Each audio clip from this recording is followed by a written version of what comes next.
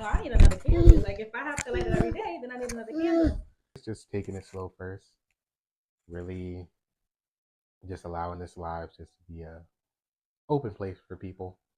Allow your feelings to be able to be easily heard in a safe place. Not to remember the bad, but to remember what we have right now and what we shouldn't take for granted right now, and really understanding that life is precious, life is short, so we should enjoy and be joyful every moment we have, with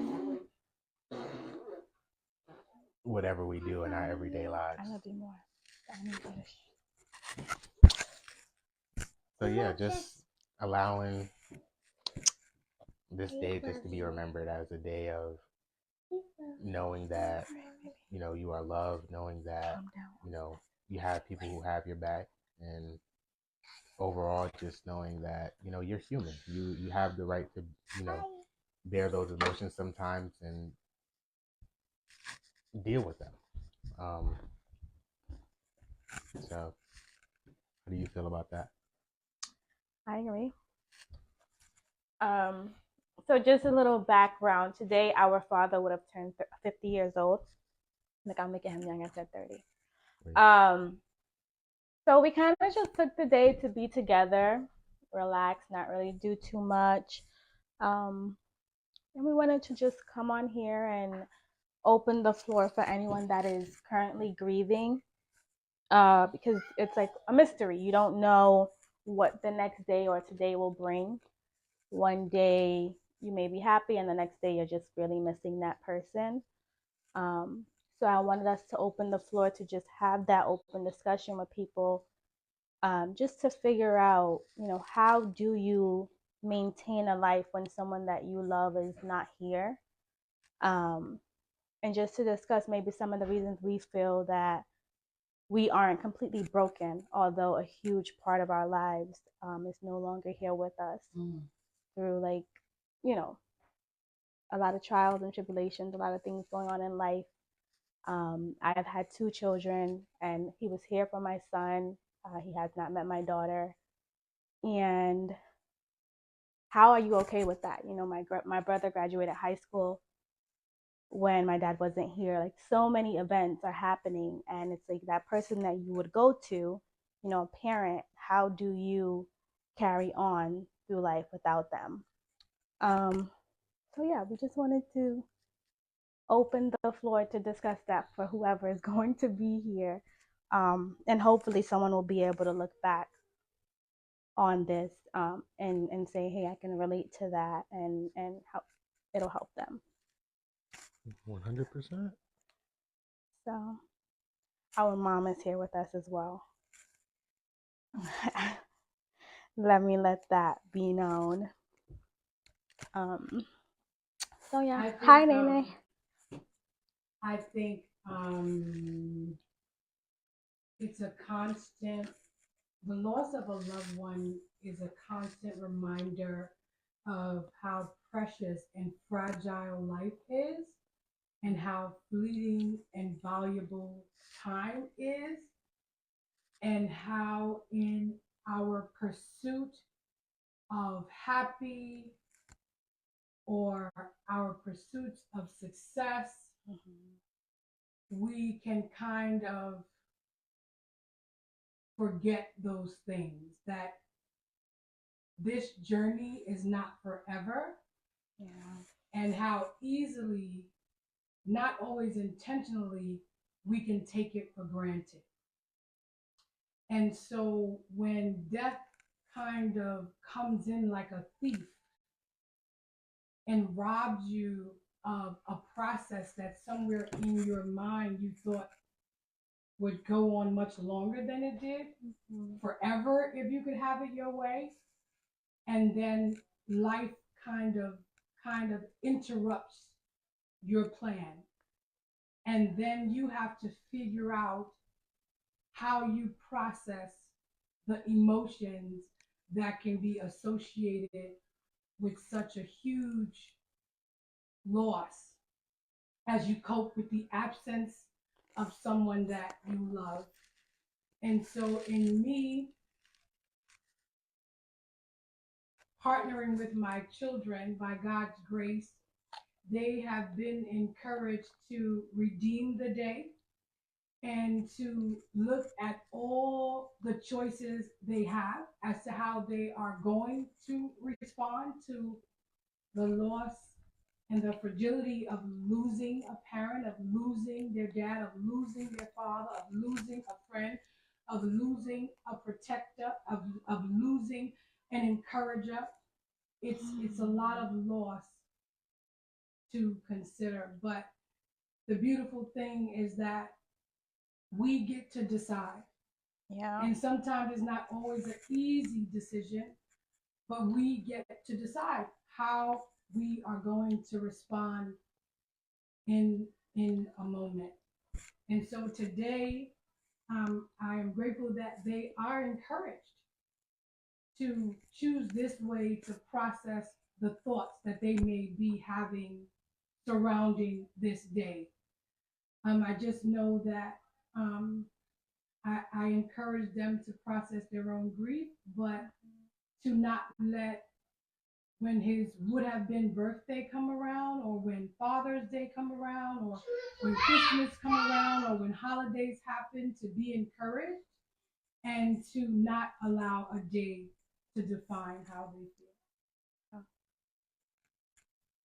So Maxwell, how do you feel like do you feel like there's anything you've done to help cope? I would say in terms of coping, it more so was time. Um, Obviously, at the beginning, it wasn't easy, losing a father. That was pretty much my father. As a man, you look up to that person, and you gain wisdom from that person. So losing that, especially at the age of 17, I'm just graduating high school. I'm just about to, go into the big world. So it's like that's a crucial time to really have a father there to, you know, not really to give you, wisdom or anything, because I feel like my mother can do that. But just being a man and knowing that, I have a son and that I'm able to pour my knowledge and knowing of a man to, give to my son. And I think that, kind of I've had that when I was younger with my father, but obviously being 17, 18, 19, going into 20, not having that, I definitely can say it's been different. Um, but like I said, time was the best healer in all of this, because at the start, I couldn't even say my father's name. Yeah. It was very hard even, speaking about it. It was something I didn't want to hear about. I kind of wanted to push it to the side because I felt like I just didn't want to think about it. I didn't want that the first thing to be on my mind. I didn't want to think about my dad in any way or form because I didn't want to be hurt. But over time, I kind of understood that that was selfish, and that, my father left me, great wisdom. My father was a loving and caring man. So sometimes it can be hard to lose someone, but I think when we allow ourselves to have, time to heal and time to really, allow ourselves to, see this person and understand this person and really have time away from this person, we see how grateful we were for the time we had with that person. So sometimes it could definitely be hard at first because obviously constant life you're going throughout your day and that person is not there, or that person is not there to, call at the end of the day when you had a tough day. So it could definitely be hard. But I think when we really get into the future of things and knowing that, God is going to be there with you throughout the whole process. So the real thing you need is just time and God, because as long as you allow God to say, okay, I see that you're hurting, lean upon me. And over time, God will do it. But I think it's not something that's going to happen overnight. You're going to have to, go a couple nights and, grief, and that's okay because that's normal. And I think that, as people, as humans, we need to understand that having that grief, having that sadness, it's an emotion. It's normal. We sometimes need to let that out. So just knowing that, you know, having a moment to yourself to cry. If you have to cry for hours, hey, that's okay. But don't let it sit, because then over time it can get worse. Right. So I think it's just knowing where you are and saying, okay, do I want to get over this? Or let me not say get over this. Do I want to heal from this? Do I want to remember this person for all the loving, you know, memories that we had and all the fun, you know, jokes that, you know, we told? Or do I want to sit here and, you know, think about the end moments and all the sad times? And when you really think about it, it was probably so many more good moments than the bad that it outweighs it. Yeah. So just leaving off at that, just always remember the good in people, I guess. That's good. That is really good. Yeah. Jasmine, how do you believe you've been able to endure the perseverance? I don't like to say cope. How do you think you've been able to endure the perseverance? Like to say I'm pressing towards the mark in spite of. I'm a harsh truth kind of person. Um, so I'll be honest, in the beginning it was really hard, and not because I was crying every day or super sad. I guess I was sad. A month after my dad passed, I found that I was pregnant with my daughter. So there was so much going on, and I feel like for a long time it was like, oh, let me call daddy. Oh, let me call dad. Oh, let me text my dad, and it was just like, oh yeah, I can't do that. You know, like, oh, wait a minute. So I think that initial, like, it took me a long time to realize, like, hello, this person's not here, because it was, I guess, in a sense, it felt unreal. Although I knew it, I saw it, I felt it, like all those emotions from when my mom gave me that first call in the morning and said, like, he wasn't there, you know, and it's, I feel like it was perfect timing in terms of the events that happened, because we knew that it was a possibility, but we never lived that like it was a possibility. So you know, at the same day he passed, I got furloughed from work. So I'm furloughed from work. That my manager's like, what's going on? You called out. I'm like, my dad passed. She's like, I'm so sorry. Like, we just laid you off, right? COVID's happening. I was just laid off. And all I could think was God knew that I was going to need time. And I remember that day, I didn't know what that time would look like. You know, I had just seen my dad in the hospital and they put him in hospice, and I never thought, like, just like that, he'd be gone.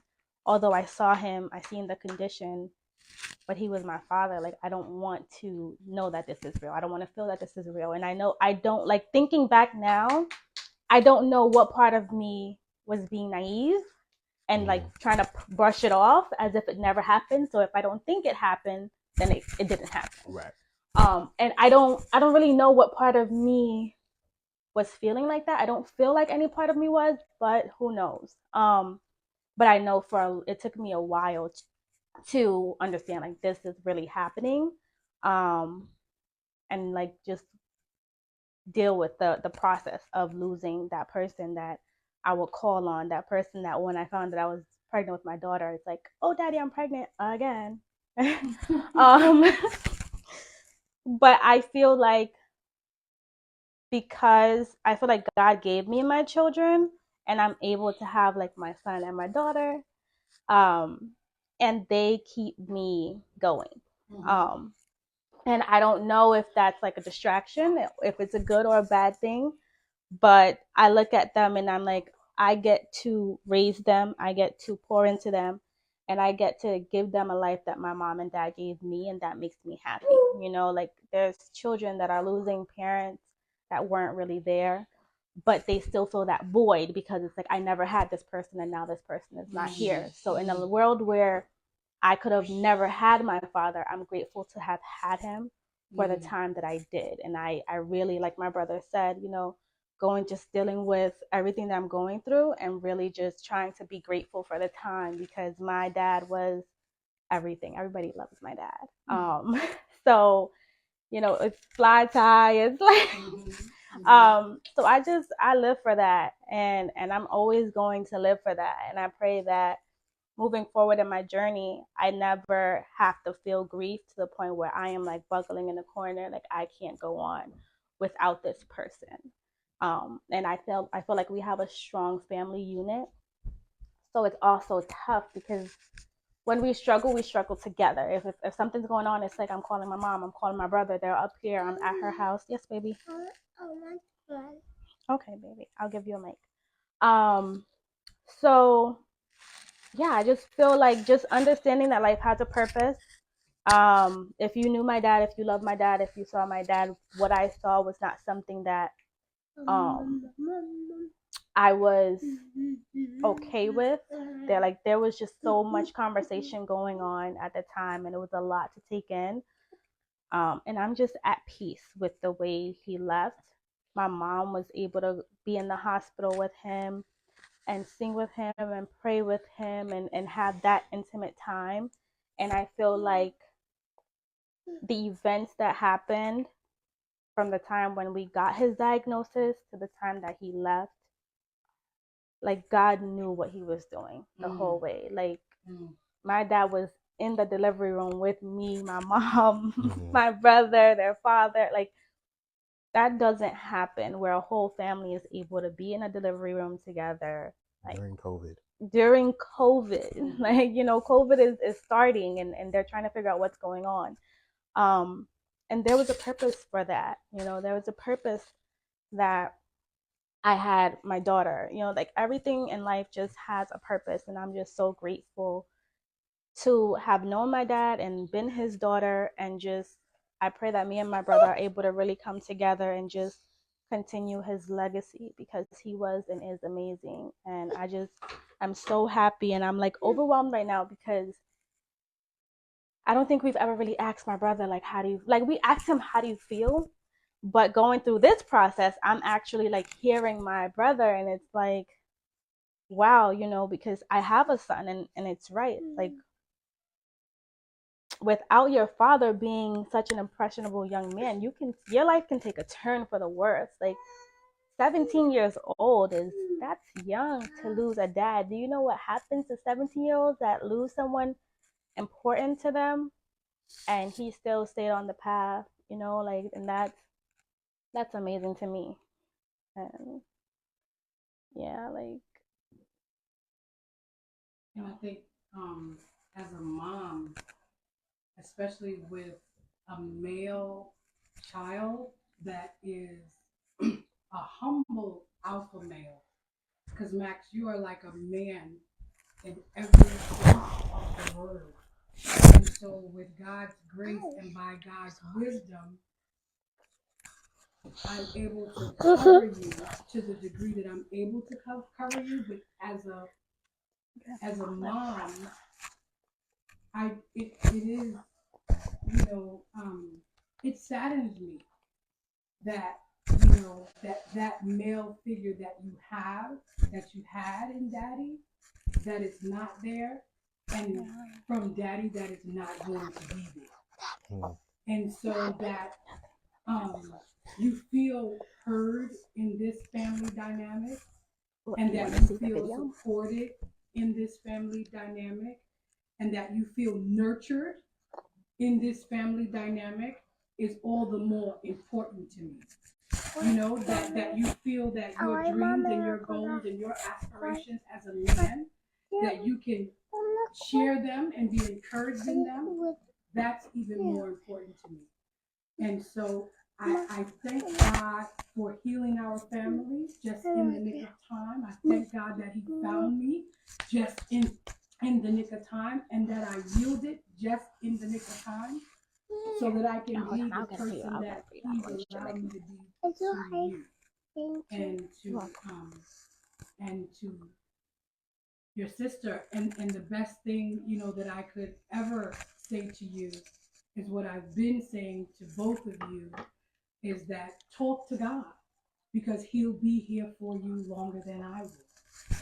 Spend time with the Lord in the secret place, and know that your journey had a beginning that didn't even begin with me, that before the foundations of the earth, God knew you and he called you and he knows every hair on your head. He knows every anguish of your heart.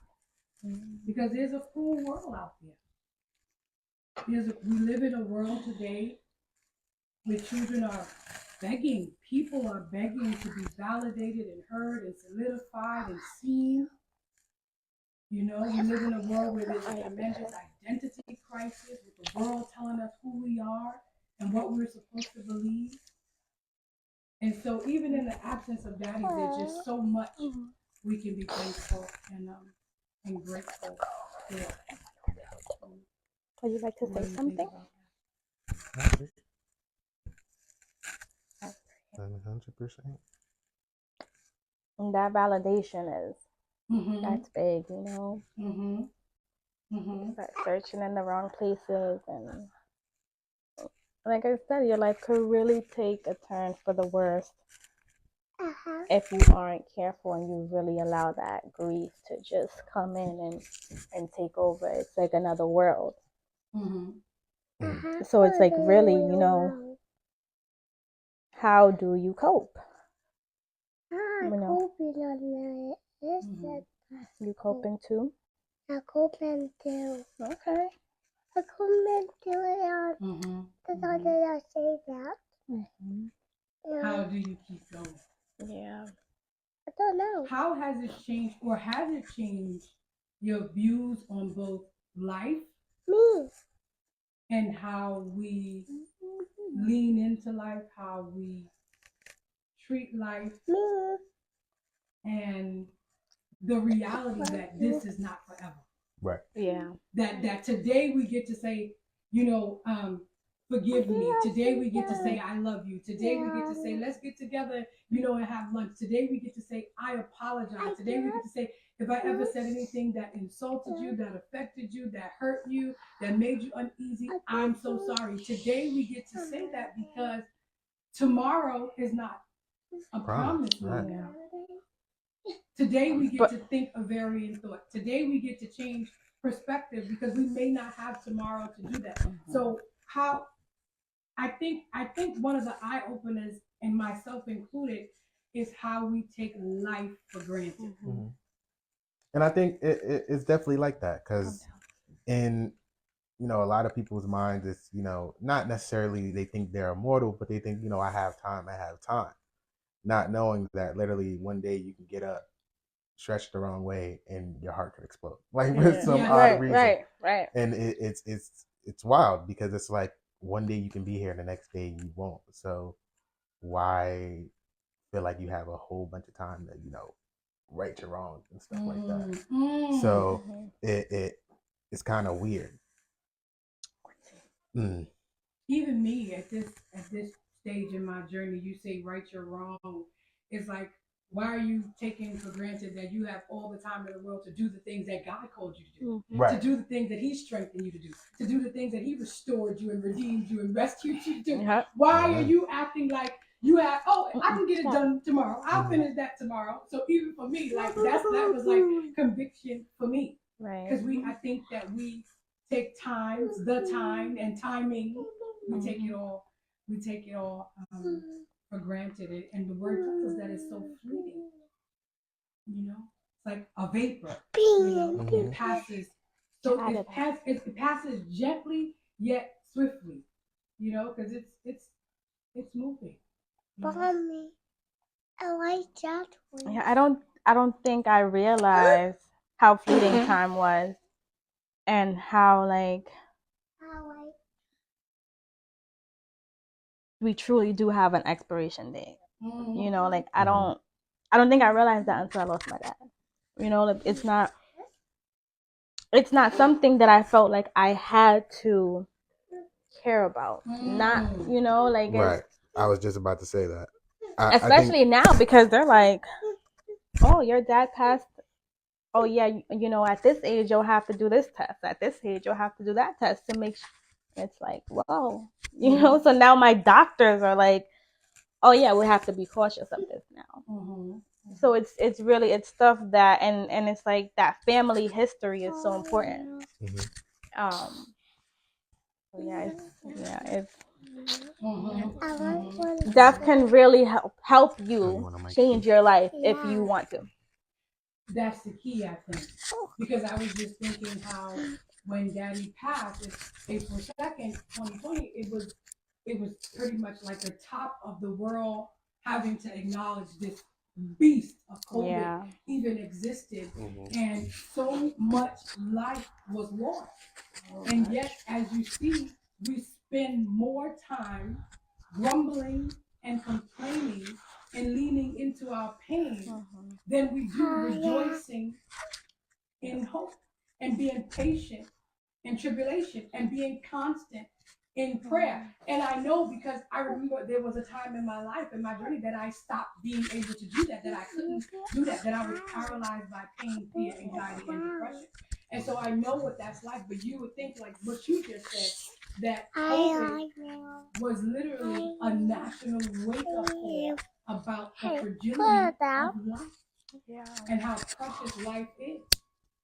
And I think that as a humanity, I think we take it for granted in moments and we don't even know it. Because a large majority of people are not dying anymore from COVID. So now, because the world is not trembling about COVID, and even if one person passes from COVID today, it's not, it's not news anymore. So now people can go back from their fear back to their grief of whatever they're grieving about, not just death, but maybe they're grieving from a job that they don't like. They're they're grieving from a child that's misbehaving and they can't seem to get them to act right. So grief is not even dictated by, this person died and that's giving me grief. There's so many things in everyday life that we grieve from. And it's like, how do you deal with those things that have you grieving, have your spirit not be aligned and not be right? You can't turn that light pop. That's good. So that's a good reminder. Yeah. That grief is not limited to it's a loss in general. Yeah. The Lord comforts those who mourn, and some of you mourn relationships. Yeah. You mourn the loss of a job per se, the loss of a career, the loss of a friendship, the loss of life, in depression, you're literally pretty much mourning a self you may have once known. You understand? Yeah. And you come into agreement with that soul decay. You know what I'm saying? With the brokenness of the soul, you come into agreement with that. And then it becomes a weightiness of grief. That's good. Grief, you can find grief in trying to accomplish something and just not being able to fully grasp it. Trying this, trying that, planning your own way, and it's just not working. You're planning your own way, and that's why.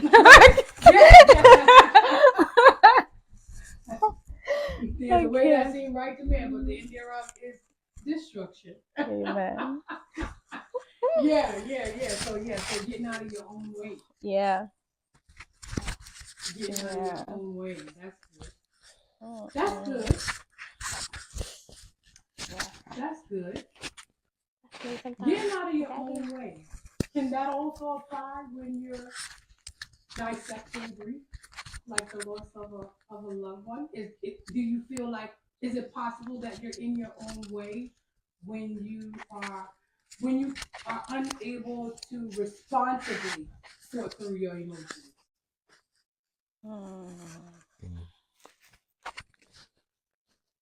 Is there an I, me, my, what, a woe is me in that won't to see the finish line?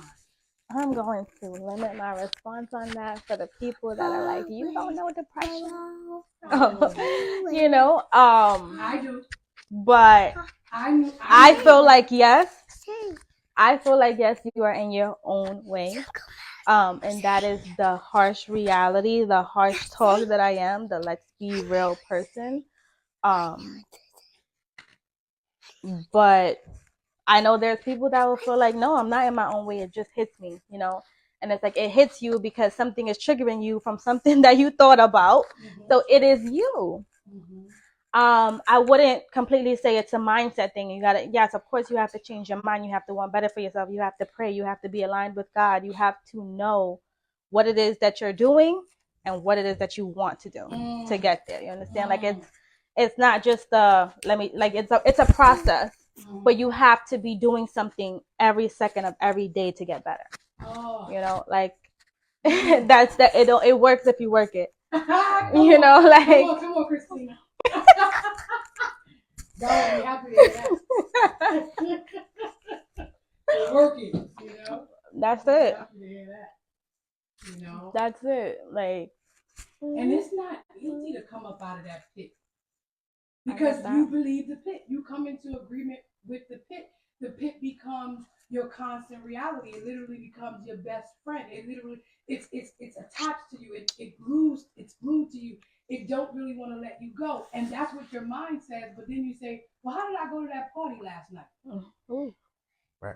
Ooh, child. See, because that's your mind's reality that the grief is there.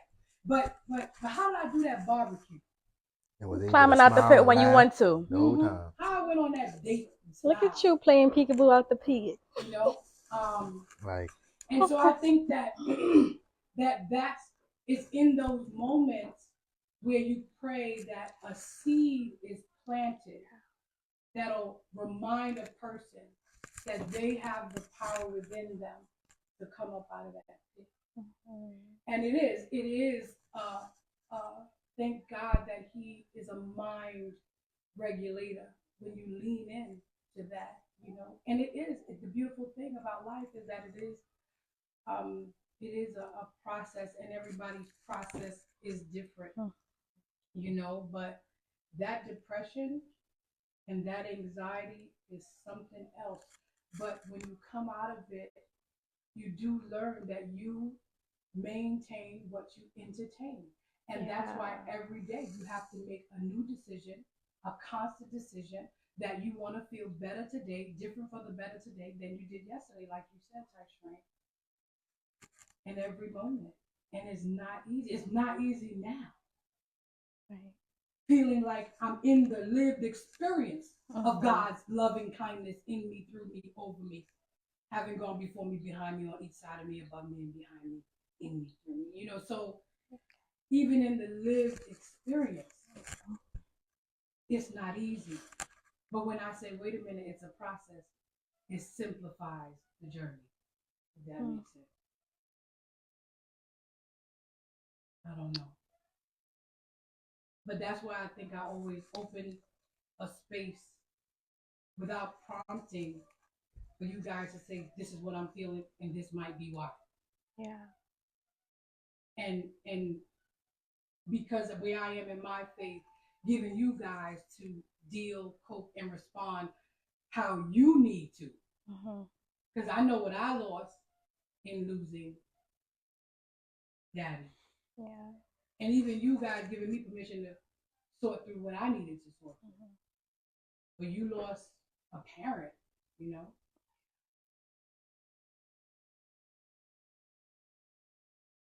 I'm hearing you say, like, if I understand that it's a process, then, you know, it simplifies it. It's simplified once you understand that. And it's like,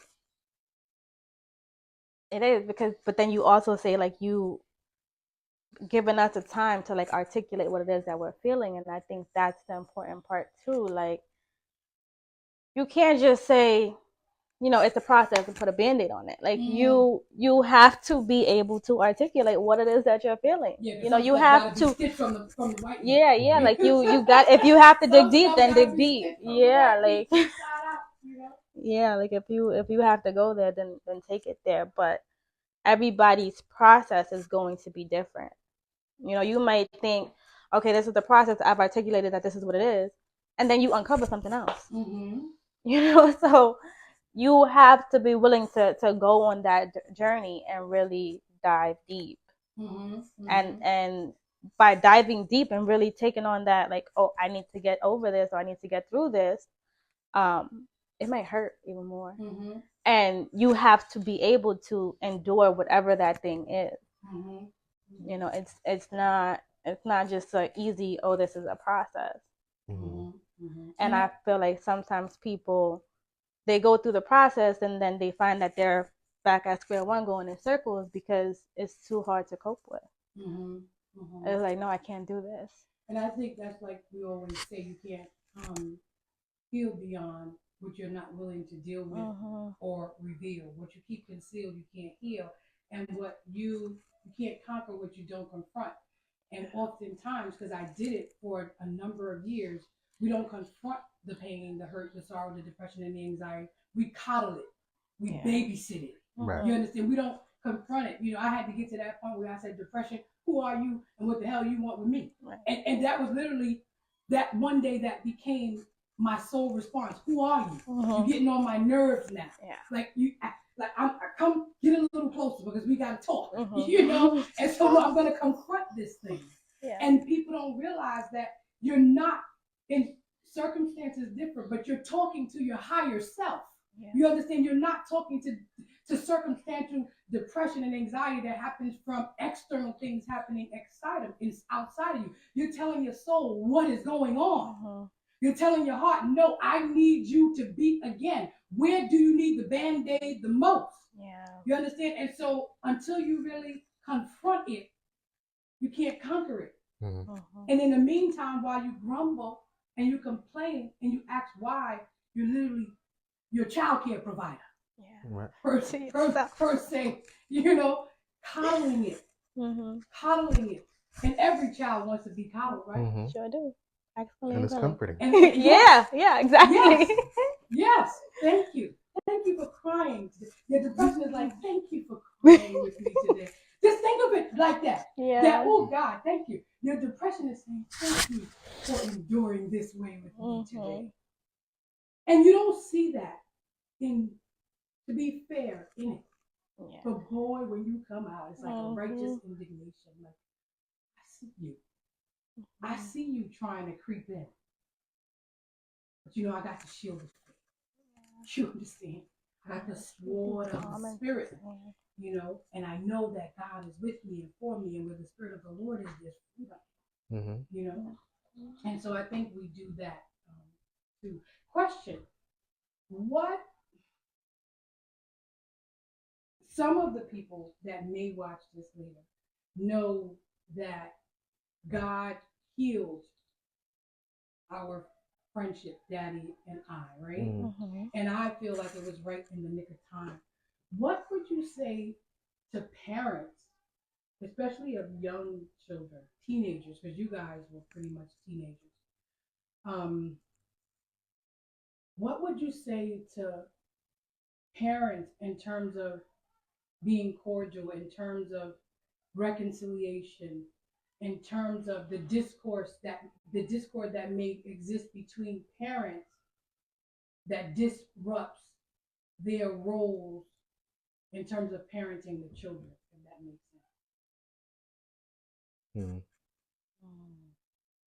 Now, because for me, because I'm trying to not make it about myself, but make more it so, make it right. We can unpack it together.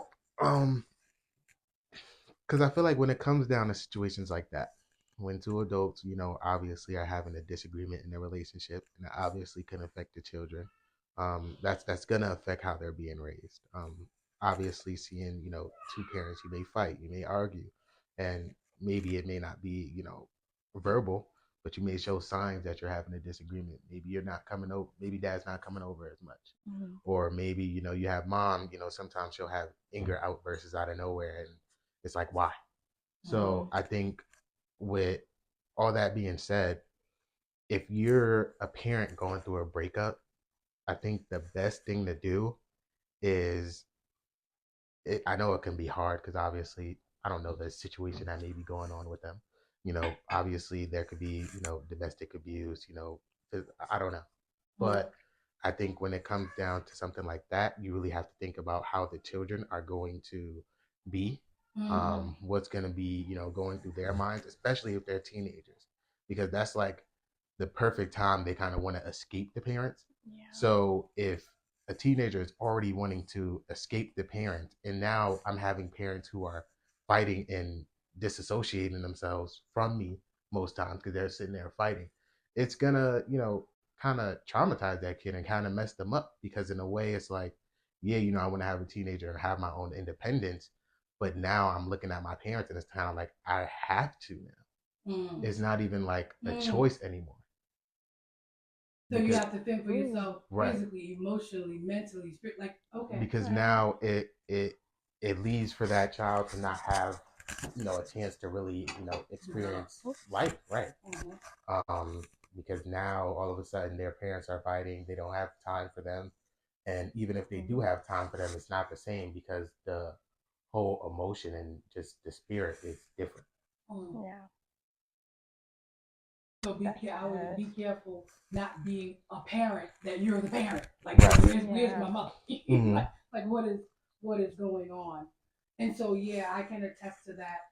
As parents, when we're broken, we lose our way, and often as a result, the children pay for that because they may miss some stages of growth and development as important stages of development. And so I think it was good that you opened that by saying I don't want to make it about me, but it is.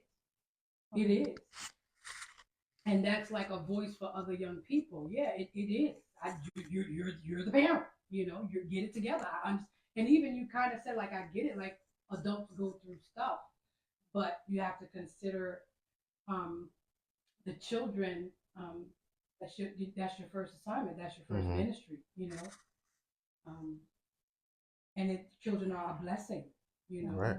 And so I think as adults in our own fragility and often selfishness, we don't see that when life is not going our way, and it's easy to forget that you're a parent, and that young people, children are counting on you to pull it together, to get it together, to be well, to be whole, to be present. And so I know more so for Taisha Ray because she was older. I know that was difficult for her to watch me unravel. I don't think that I ever, I don't know, you guys can tell me, I don't think I ever stopped. I don't even know how to articulate. I don't think I ever showed that I didn't want to show up. I was just struggling. For showing up. Right. And I think that's fine. I think, and the thing that I want to make this clear. I don't want to say, lie to your kids and say, mommy and daddy's not breaking up. I think if your child is old enough, you should definitely explain to them that, you're having a disagreement, and not necessarily a disagreement, but, mom and dad are adults and maybe they did a couple things and now we're looking to separate. But I think if they're old enough, you should explain that to them, not only because, they should know, but because they have a right.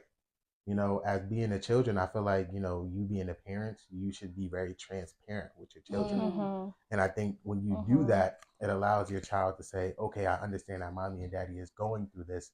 So they kind of have an understanding of it as to, they're coming home every day and y'all fighting and, y'all still together, y'all not together. It's like, it's confusing for them. And especially at that young age, it's like, what's going on?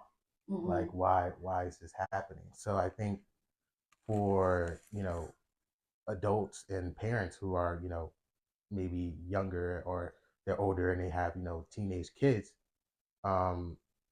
if you're going through a breakup, if you're going through a hard time and you're feeling like, okay, I cannot do this right now, your best bet is to be honest with your children and tell them the situation you're going through.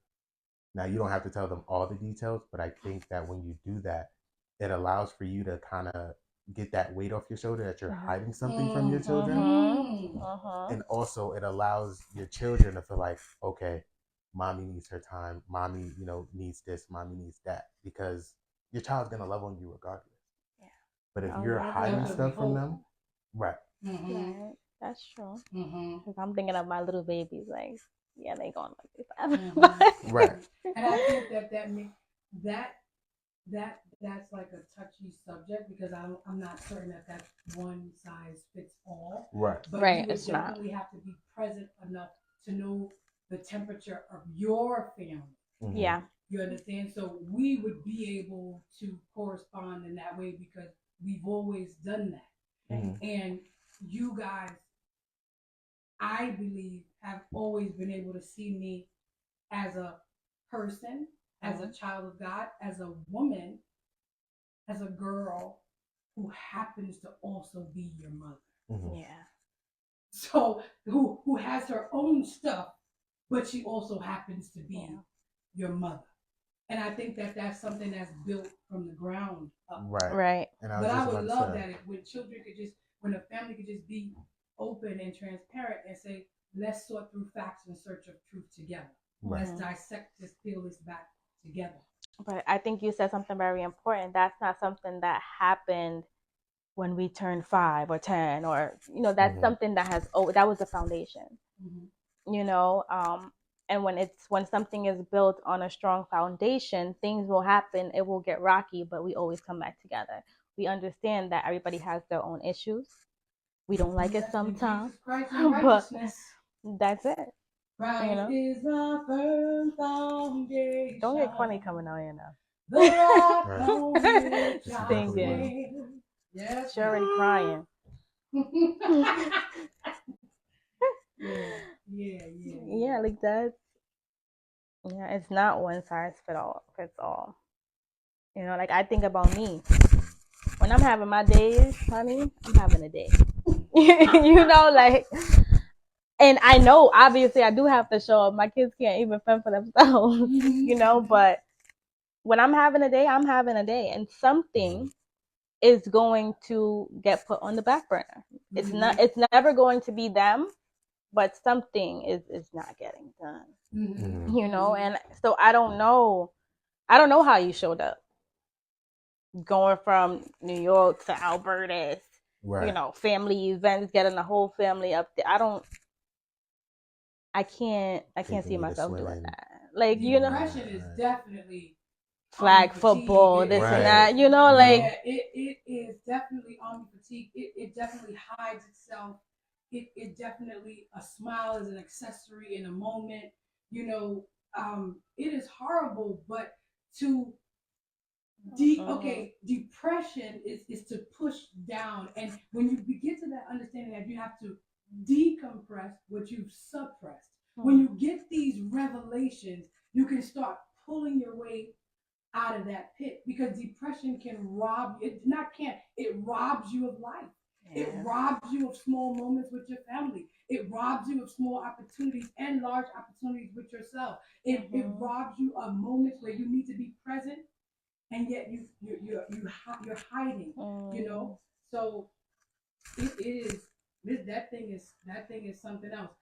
Something that you said, because a young woman like you, a business, an entrepreneur, business owner, working from home, homeowner. I don't like doing it, but I have to put that caveat out there to say that a young person like you, many people may believe that you have it all together.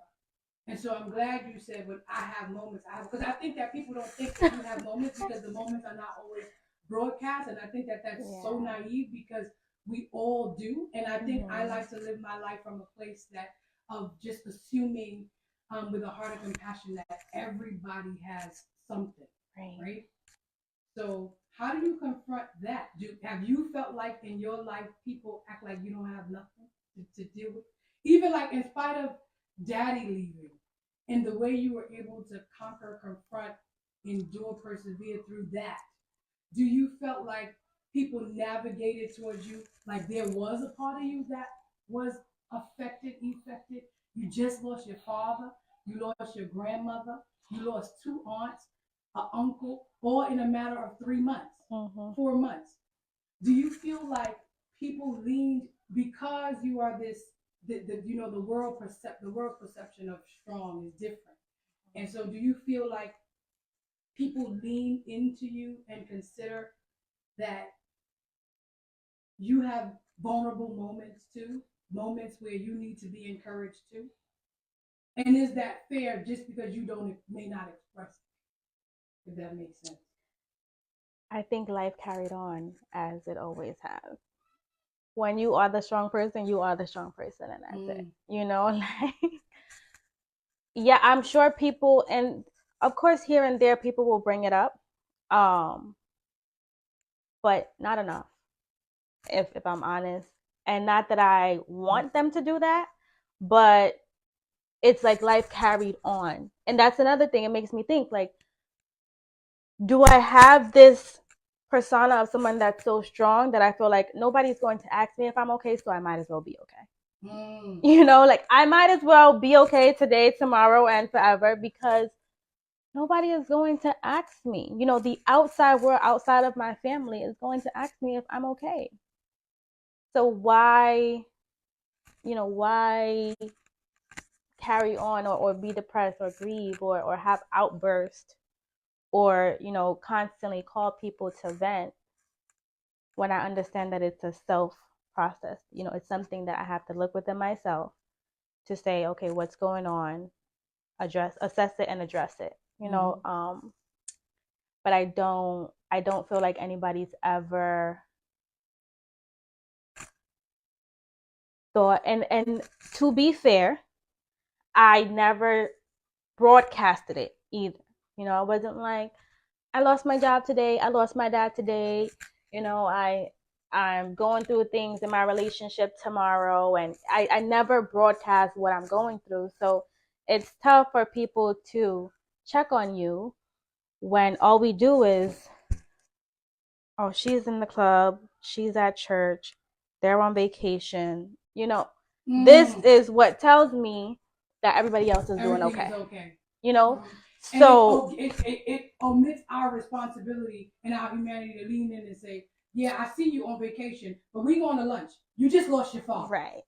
Right. We're going to go sit down and we're going to talk for hours.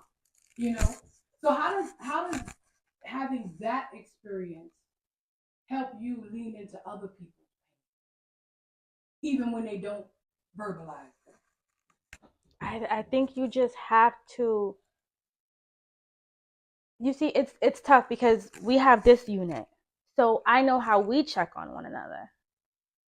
So it's tough for me to even say based off a situation, because I'm basically just going off the love that I know. So the love that I know helps me to be compassionate and empathetic towards others. So it's naturally, I gravitate towards people that are hurting. Naturally, my friends know they can come to me, they can call me. Same. I didn't talk to you since 2021, but you can call me today if you have an issue. And I'm going to listen to you, and I'm going to give you the best advice that I can. And I think that is the true definition of loving with God's love. Being able to say, this person didn't check on me, or that person didn't check on me, and it doesn't even bother you. It doesn't bother me that person that I haven't spoken to for 6 months is now calling my phone, or writing me on Instagram in a DM, because they're hurting. Because it makes me feel like that this is a safe space for you to talk, and I want you to come to me. So I don't know. I am really big on, and I don't know that I would ever be somebody that will turn someone away that is hurting or grieving. I may not always understand.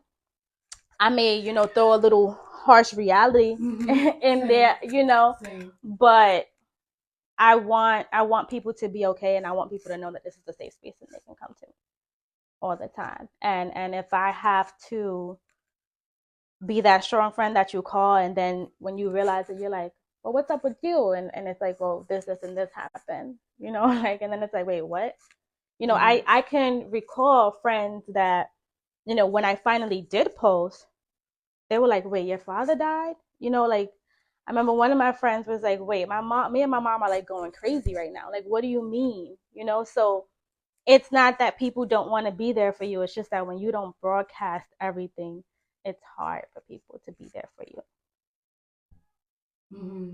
That they don't even know how. Right. And that's the other thing. Maybe they don't know how. The irony was, for me, COVID was a gift Yeah. in that time, because even though I had, like Max, when he gave his testimony downtown, a sense of peace, Mm-hmm. I didn't want that sense of peace interrupted by a crowd coming Yeah. to mourn with me, Mhm. if that Mhm. made sense. I needed to sit in my house on my sofa, Mhm. and what I was able to tell myself was, you're not the only one. The world is grieving. I had to tell myself, you found out 14 months ago he had stage 4 metastasized colon cancer. You had 14 months to process what could happen. Mhm. You understand? Whereas people were rushed out of their homes into hospitals where Yeah. they never came home before. Right. Yeah. So it happened during a time where I had to say to myself, Gina, many of your brothers and sisters in the faith are enduring through the same thing right now. And I had to sit on my couch. I can go back and 3 years ago, and I could see me just sitting there and not numb, and almost feeling, I don't want to use the word guilty, but almost feeling like, why I'm not sad. Yeah. Mhm. But it is a blessing when your soul doesn't have to be downcast in the face of such sorrow. Mhm. That your heart can feel it. Mhm. You could feel the emotions. You could feel yourself having to breathe deep, to inhale and exhale, like that happens to say. Mhm. You can feel yourself saying heart, one beat at a time. But I think the thing that helps you have the peace is a soul restored. At least that's my story. Or a soul that's leaning into the God thing. Yeah. You know? And so I know that the way we tend to process life and death, we kind of forget that death is an appointment. None of us, we're gonna, you can't escape it. Yeah. We tend to forget that part, you know? And we got that call, and that was it. I know 2 days prior, I sang over him, I prayed with him. He gave me a nod or two, and I still was believing, believe in God, believe, because God can do anything. All things are possible with God. We could say to this mountain, be moved, and this mountain is gonna move, and He's a healer, and just believe in God. And so that was not a time for me to take on other people who love us and who wanted to be around us during that time. Everybody's coming, oh, let's cook, let's do this, let's do that, let's have a repast. It was good for me. Right. Especially because from one day to the next, we're preparing to bring him home.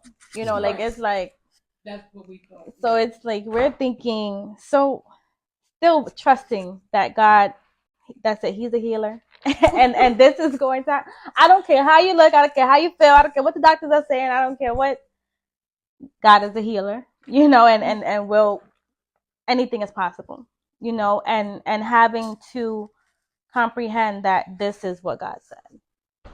God said that it ends here, you know, the pain, the suffering, it ends here. So our pain and suffering may not have ended there, but his did. And having to understand that that's important good. too. Say that again. Our pain and suffering And may that can not go both have ways. ended with his death, but his pain and suffering did. And that can go both ways. How? In what way? Jesus. I need you to Right. unpackage that. Right. What you mean? What you saying? Pretty much, he said his death, pretty much, he is not, you know, in grief no more, even though we were. Oh, we don't have to be because Right. oh yeah, I love that. I love that. Okay. Yeah, a lot of us are, because we don't understand that. Yes. We don't understand I that. always say that. I always say that. You know, it is, we don't have to, that's what we were talking about on the prayer call this morning. It's not, I will see, I shall see the goodness of the Lord. No, I want to experience it. I'm in the experience. I'm not waiting for anything. I'm going to have this lived experience of the goodness of the Lord in the land of the living. I open my eyes today. I'm going to have this lived experience of the goodness of the Lord in the land of the living. I have a reshaped perspective Making today, cookies? a regulated mind today, You're making cookies. and I'm going to have this lived experience. So yeah, you're right. Thank you, Matt, for that reminder. That was good though. Mm-hmm. That was good though, because I think that that's what we do when our loved ones pass on. Their pain ends, and ours go on and on and on and on, and we don't realize that we're living dead. Yeah.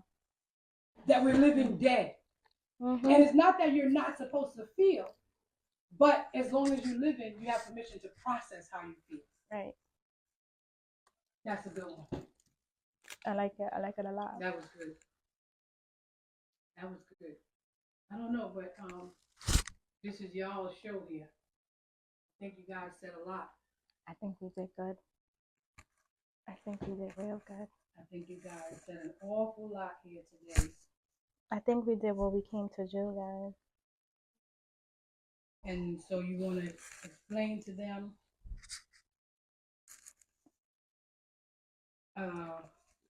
again what was the inspiration behind turning on your camera today for what would have been Daddy's 50th birthday, to redeem the day and I getting old. define the day. All right, Max left me, guys. He's What's making up? cookies now. Oh, I was saying, do But you want to tell them why you guys decided to turn on the camera today again? Yes. Sure. We wanted to turn on the camera today to inhale and exhale. No, but seriously, we just wanted to come here and kind of open a space for ourselves and for others. I hope this helps somebody in some way, and you're able to pull what you need and leave what you can't. Pull what you need and leave what you can't. Can I share a little story? Yeah, and my mom's actually gonna share a story, but today go ahead. The other thing was today would have been their dad's 50th birthday, and when he passed away, Easter was a couple of weeks, and we did pretty good on Easter. We really didn't do anything. And that May, on Mother's Day, I had made a huge dinner. If you know me, you know I have an appreciation for just serving and just having company and just feeding people. So I cooked so much food on Mother's Day. And my children, myself, and my little grandson went to sit down at the table, and none of us were able to eat. We sat there and we cried, we wept, because the absence of Tyrone was overwhelmingly tangible in that moment. We ate the food the next day, but we could not, turkey, collard greens, we could not eat any of it. And I think we probably needed to cry it out in that moment. But as a mom, I had said to my children, going forward, and thankfully they received it, we will not allow a day to define how we are going to feel. And so when people pass away, when people transition, we tend to say, today is their birthday, I'm sad because it's their birthday, or today is Father's Day and they should have been here, or today was the day we got on this Ferris wheel. And we tend to process from that place of allowing a day, a memory, a moment to dictate how we are to feel. So my daughter just thought it would be a good idea to turn on the camera today and decide how they were going to spend this day that would have been their dad's 50th birthday. I don't imagine this is something they would do every year, but I think it makes sense for them, and I do pray that it makes sense for anybody out there, anybody that might be listening, anybody that can prayerfully put something that was shared here in their back pocket for consideration even later. I think that they've accomplished what the Lord has stirred up on the inside of them. So I guess it's kind of like we redeemed the day, and we told the day how we feel about the day, Right. how we feel about the day, and we are just thankful that we can rejoice in hope. And I am so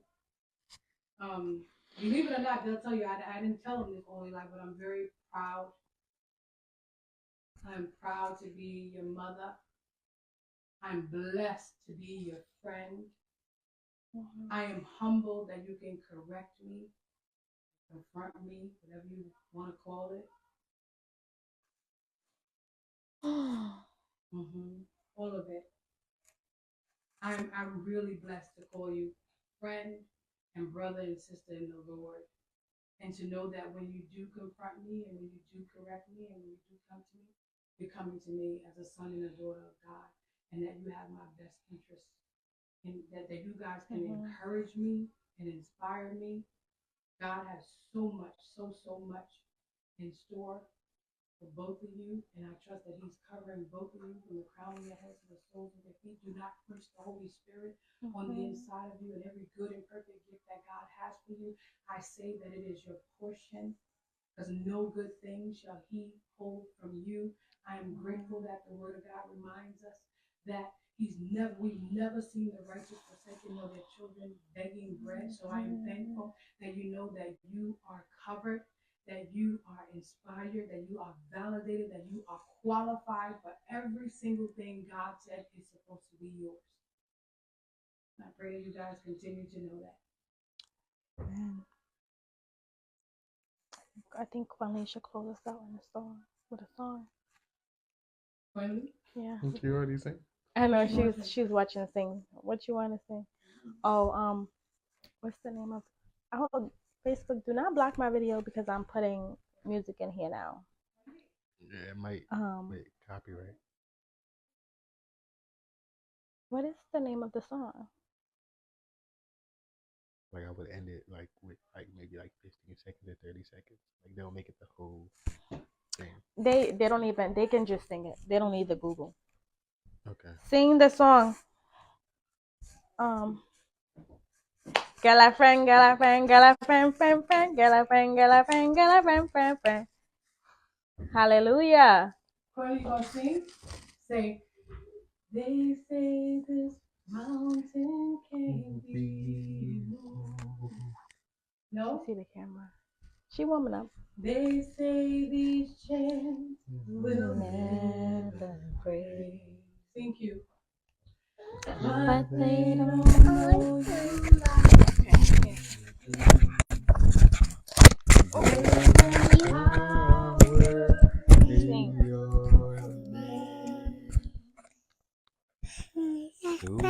We heard that there is no way to. We heard God will you. They haven't seen what there is power in your name. For you are power in your name.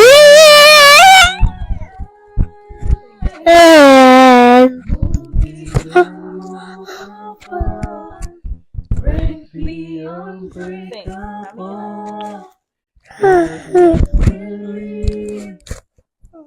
Can we believe for it?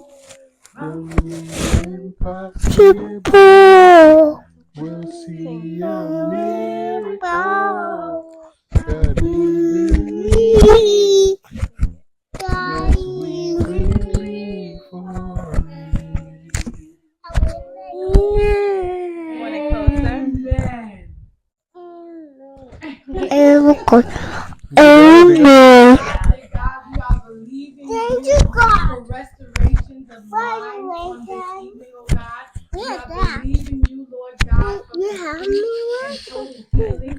We are believing you right now that depression and fear and anxiety is lifting from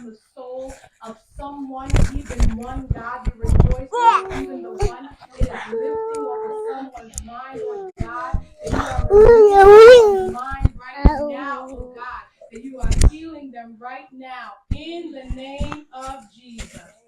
Amen. Amen. So my mom gave me this for my dad's house.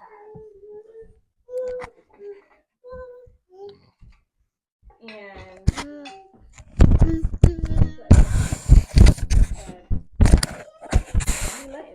light the candle when you miss him, but don't light it every day because once it's done, it's done. I'm like, no, I need another candle. Like if I have to light it every day, then I need another candle. She's like, no, like once it's done, it's done. Grieving process. So yeah. And, 3 years. I've been pretty proud. I'm very proud of myself. But it's because in the back of my mind, I'm like,